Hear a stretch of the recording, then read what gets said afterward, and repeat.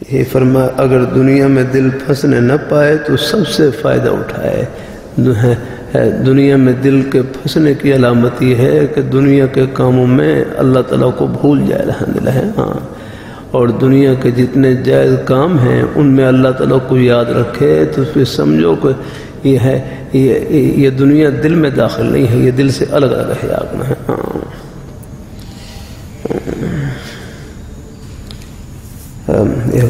فرمایا سب سے فائدہ اٹھائے. ہر فرمائے فائدہ اٹھائے، آخرت میں اللہ تعالیٰ بھی راضی ہو جائیں، قبر بہشت کا باغ بن جائے. عرض کرتا رہتا ہوں آپ اپنی دکان کو جنت کی دکان، اپنے دفتر کو جنت کا دفتر، اپنی کھیتی باڑی کو جنتی کھیتی باڑی، اپنی آخروں کو ہے اپنی ملازمت کو آخرت کی ملازمت یاد. روزی کا کوئی بھی بہانہ بس سچائی سے بھرا ہوا، امانت داری سے بھرا ہوا، اپنے حق حلال کی روئی سے بھرا ہوا نہیں ہے. یہ بہانہ فرش پر نہیں، جنت کے دروازے پر ہے. یہ چیز تربیت اور صحبت سے حاصل ہوتی ہے.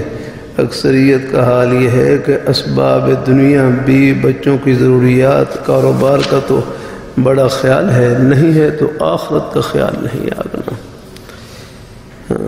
باقی پھر اللہ رحمۃ اللہ علیہ پھر اپنے بزرگانہ انداز سے کچھ تنبیہ بھی کرتے ہیں، ڈانٹ ڈپٹ بھی کرتے ہیں. ذرا سن لیں، آخرت کا خیال نہیں.